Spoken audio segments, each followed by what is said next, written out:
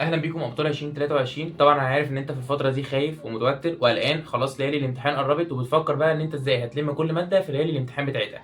علشان كده على القناه ديت هيكون في سلسله كنت بداتها مع الدفعه اللي قبلكم، والحمد لله كانوا هم يستفادوا منها. كانت سلسله ليالي الامتحان، كنا بنتكلم فيها هنلم كل ماده ازاي في ليالي الامتحان بتاعتها. غير بقى كلام كتير كده، خلينا نبدا باول ماده وهي العربي. انا جاي النهارده بصراحه اكلمكم عن العربي ومنزل الفيديو بدري، علشان لو انت لسه ما فتحتهوش دي الماده الوحيده اللي انا فعلا هقول لك ان انت تقدر تلمها وتجيب فيها مجموع كويس جدا في ثانويه عامه.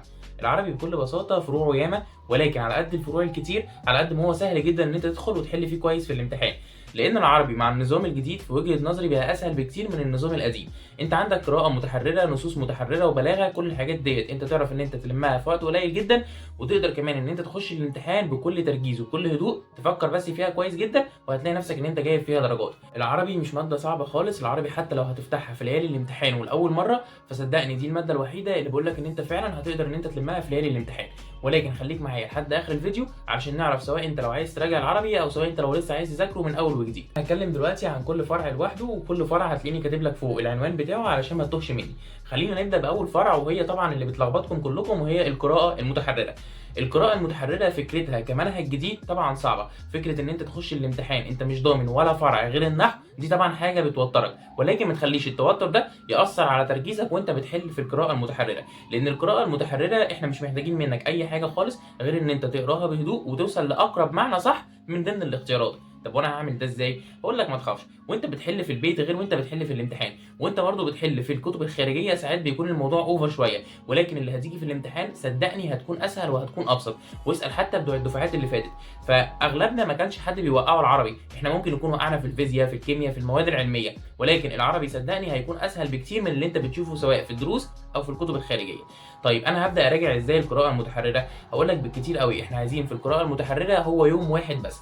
عايزك تصحى في اليوم ده من بدري وتاخد اليوم ده كله من اوله لحد اخره بتحل قطع قراءه. حل على قد ما تقدر 20 30 قطعه. طبعا هتلاقي نفسك بتغلط، وطبعا وارد جدا تلاقي نفسك ان انت عندك غلطات كتير، ولكن ده ما يقلقكش ولا حتى يخليك تخاف من الامتحان. كل اللي انت هتعمله بس ان انت عايزك تركز على المعاني اللي انت غلطت فيها. غلطت في المعاني ديت خلاص، ابدا افهم هم ليه اختاروا الاجابه ديت، وابدا احفظ المعنى دوت عشان لعل وعسى لو جالك في الامتحان بتاع اخر السنه. وعلى فكره مش بعيد جدا اللي انت هتحله ده تلاقي قطعه منهم صدفت وجت في الامتحان. فكده اول فرع معانا القراءه المتحرره هنديله يوم، وفي اليوم دوت هنفضل نحل فيه على قد ما نقدر. تاني فرعين هدمجهم مع بعض لان الكلام فيهم يعتبر واحد، وهي النصوص المتحرره مع البلاغه. طيب انا هعمل ايه كده؟ هقول لك احنا في اليوم الثاني من ليالي امتحان العربي. شوف بقى انت عايز تحدد له كام يوم وعد معايا الايام لحد ما نوصل لاخر الفيديو. في تاني يوم انا عايزك اول لما تصحى هتقوم ماسك البلاغه، لو تقدر ان انت تجمعها كلها في يوم واحد يبقى احنا كده عايزين البلاغه كلها تتراجع من اولها لاخرها. هتراجع القاعده مش هتراجع بالحل. لازم اول حاجه ترجع لاصل القاعده في البلاغه بتقول ايه، الاستعاره المكنيه هي عباره عن ايه، الاستعاره التصريحيه دي عباره عن ايه. عايزك تبدا تقرا كده وتشوف الامثله اللي موجوده في كتاب الشرح، وبعد كده بعد ما تكون راجعت البلاغه كلها عايزك بقى تقعد تحل كده حل كتير جدا على النصوص وعلى البلاغه. والاثنين برضو نفس اللي احنا عملناه في القراءه المتحرره هنعمله في النصوص المتحرره والبلاغه. لو في معنى جديد مش فاهمينه يبقى احنا هنفهم هم ليه اختاروا المعنى دوت، وبالمره كمان هنحفظوه عشان لو جالنا في الامتحان. طيب انا بغلط في البلاغه كتير، او انا بحل ومش عارف الحل ده هو صح ولا غلط. عايزك في ليالي الامتحان عموما في اي ماده لو طالما انت نويت ان انت تقعد تحل ما تحلش حاجه ملهاش اجابات علشان ما تشتتش نفسك. طب انا معايا كتاب ومش عارف اجاباته فين، هتلاقي الاجابات بتاعته على اليوتيوب بتتحل. طيب انا بحل كتير وبغلط كتير، اقول لك ده مش مقياس خالص لتحديد مستواك. وعموما انت ممكن تكون طول السنه بتحل كويس جدا وتيجي في ليالي الامتحان تلاقي نفسك ناسي حاجات، تلاقي نفسك ان مستواك قل شويه. ما تقلقش، عموما في نظام تقييم الامتحان بتاع ثانويه عامه انت هتلاقي ان الموضوع مختلف تماما، وهتلاقي نفسك فاكر حاجات حتى لو ما رجعتهاش في ليالي الامتحان. زي ما قلت لك جو لجنه ثانويه عامه حاجه تانية، وانت بتحل في البيت حاجه تانية خالص. طيب بالنسبه بقى لثالث فرع هو ايه؟ التعبير. لما اجي اتكلم على التعبير فهو التعبير كل اللي بيحتاجه منك بس ان انت تبدا تقرا وتختار اقرب عنوان مناسب، او مثلا ان انت تبدا تقرا وتكمل الفقره ديت بحاجه مترتبه على الفقره اللي قبلها. طيب دوت انا هعمله ازاي؟ بكل بساطه تالت يوم معانا هيبقى حل كتير جدا على التعبير عشان تبدا تشوف كل الافكار اللي محطوطه قدامك. وعايزك دايما في ليالي الامتحان يكون حلك من مصادر مختلفه. حل من كتاب الامتحان، من كتاب الاضواء، من مذكره المدرس اللي معاك، من الجرايد، لان الجرايد ساعات بتنزل حاجات بتكون شبيهه جدا للي بتيجي في الامتحان. شوف المنصات اللي الوزاره بتعملها زي منصه نجوى، زي منصه مصر التعليميه، الحاجات دي كلها بتكون مفيده وممكن فعلا تلاقي فيها افكار مشابهه جدا للي جايه لك في الامتحان.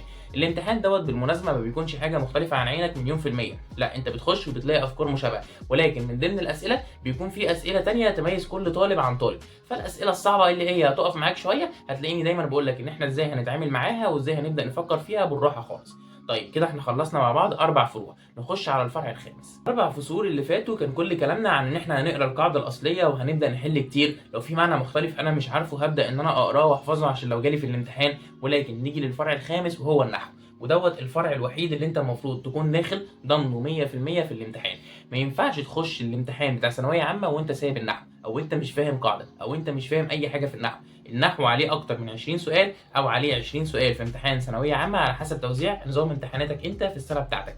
المهم ان هو لما يجي لك سؤال في النحو ما ينفعش تغلط فيه، لان النحو دوت هو اللي انت ضامنه وهو الحاجه اصلا اللي هتجي لك من منهجك اللي انت داخل بيها الامتحان. طيب اعمل بقى كده ازاي عشان اضمن درجات النحو كلها؟ هقول لك احنا محتاجين دايما في النحو ان احنا نرجع لاصل القاعده. فهتفتح الشرح وزي ما عملنا في البلاغه هتبدا ان انت تقرا القاعده كامله، وهتبدا ان انت تشوف الامثله البسيطه اللي هي عليها. طيب ولما اجي احل، انا دلوقتي راجعت الوحده الاولى، هل احل على الوحده الاولى بس؟ هقول لك لا، احنا بنراجع النحو بنظام الوحدات. يعني ايه؟ انت بتراجع الوحده الاولى كامله وبعد كده بتحل على المنهج كله، بتراجع الوحده الثانيه الثالثه الرابعه، وفي كل مره بتقرر ان انت تحل على النحو بتقوم حالل على المنهج كله. طيب النحو هل اراجعه كله في يوم واحد ولا اقسمه؟ اقول لك برايي بلاش ان انت تاخد النحو كله في يوم واحد. ليه؟ عشان لما تيجي تحل على النحو هتلاقي ان دماغك بدات تتعب، فتحتاج ان انت ترتاح. فحاول دايما ان انت تفصل، يعني اليوم اللي انت هتخليه للقراءه دوت اللي انا قلت لك كله هتحل فيه قراءه، ممكن كمان تقوم راجع معايا وحده نحو. واخر حاجه انا عايزك تديها من وقتك كتير وهي القصه. القصه عموما بقى لها سنتين في نظام الامتحان الجديد مش بتيجي في الامتحان، ولكن على السنه بتاعتك ايه اللي هيحصل الله اعلم، على حسب المدرسين بتوعك ما هم بيقولوا لك. لو في قصه فعلا شايفها ان هي هتيجي في الامتحان يبقى انت لازم تديلها يومين، لان القصه فعلا كبيره ومحتاجه ان هي تتقرا بتركيز. لو المدرسين بتوعك في السنه بتاعتك بيقولوا لك ان هي مش جايه في الامتحان، او تكتفي فقط بالقرايه بتاعتها وان انت تعرف المعاني بتاعت القصه، لان المعاني هي اكبر مصدر للغات. وعلى السنه بتاعتي انا كنت عموما حافظ المعاني بس، ولكن ما كنتش اعرف ايه هي احداث القصه، لان في السنه بتاعتي كانوا بيقولوا لنا ان القصه مش جايه في الامتحان. ولما دخلت اتفاجئت بسؤال واحد فيها، ولكن بصراحه كان في صوره قصه متحرره، اللي هو انت مثلا بتقرا السؤال وبتختار الاجابه بشكل منطقي جدا من غير ما تكون حافظ احداث القصه. لو النظام بتاعي لسه على ايام النظام بتاعك فاعمل نفس الموضوع. تعالى معايا بقى كده في الفرع اللي انا محتاج تركز فيه قوي، علشان دوت هيجي فيه اسئله لوحده، وهيجي فيه اسئله في النصوص، وهيجي فيه كمان اسئله في البلاغه. ايه بقى الفرع اللي محيرنا ده؟ الادب. ازاي اذاكر الادب؟ اخيرا هتعرف ازاي تذاكر الادب. عايش طول السنه عمال تغلط في الادب، تعالى اسمع بقى بالراحه كده ازاي تذاكره الادب بكل بساطه. كل اللي انا عايزك بس منه ان انت تفتح الكتاب وتقرا كل مدرسه بتقول ايه، واهم حاجه بقى في الدنيا ان انت تعرف صفات كل مدرسه. ده اللي بيجي في الامتحان، لا بيجي اسم شعراء، ولا بيجي الشاعر ده قال ايه، ولا الكلام ده لمين، ولا هو بينتمي لأي مدرسه. لا، هو مش يسالك على الشاعر نفسه، هو هيجيب لك النص ويقول لك النص ده من سماته بينتمي لأي مدرسه. هتلاقي بقى السؤال دوت جاي في النصوص، جاي في البلاغه، ممكن يجيب لك كمان اسئله من جوه الادب نفسه عن معلومات في الادب. وبالمناسبه انا عايزك وانت بتذاكر الادب يعني ذاكره من الكتاب، وبعد كده روح اقراه من الكتاب اللي هم الوزاره مديهولك دوت علشان تخش بيه الامتحان. عادي ممكن تلاقي سؤال معلومات في الادب وتكون انت عارف تطلعه من الكتيب بتاع الوزاره. استغل موضوع الكتيب ده على قد ما تقدر في الادب بالذات، لان الادب كله دش وما فيهوش لعب كتير. الحاجه الوحيده اللي هتلاقيه بيلعب لك فيها هي حاجه واحده بس، اللي هي سمات كل مدرسه بتقول ايه. فخليك دايما عارف ايه اللي بيميز مثلا المدرسه دي عن المدرسه ديت. انا كده تقريبا كلمتك عن كل الفروع، ولو تلاحظ انا دايما كنت بديك الطريقه اللي ازاي تذاكر بيها الماده، مش عدد الايام، او مش انا اللي بقسمها لك. ليه؟ لان انا سايبك تعمل انت الموضوع دوت على طريقتك. لو انت شايف ان انت نظام مذاكرتك بطيء شويه، او لو انت شايف ان انت في فرع معين واقع فيه، فانت خلاص عرفت الطريقه. بدل ما تمسك مثلا القراءه يوم واحد، لا امسكها يومين ثلاثه واعمل فيها نفس اللي انا قلته لك، حل كتير، وهكذا تفضل كده لحد ما يجي ان شاء الله امتحان العربي. عايزك بس تخش الامتحان وانت هادي ونايم كويس.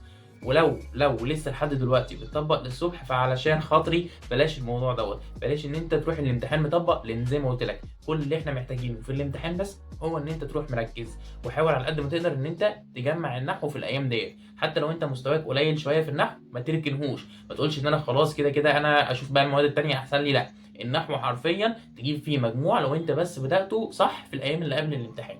ما تقلقش يعني، وان شاء الله الامتحان يجي سهل. اتمنى اكون فدتكم، حاولت اتكلم بسرعه، حاولت ما اضيعش وقتكم على قد ما اقدر. ان شاء الله تكونوا استفدتوا من الفيديو دوت، والسلام عليكم ورحمه الله وبركاته.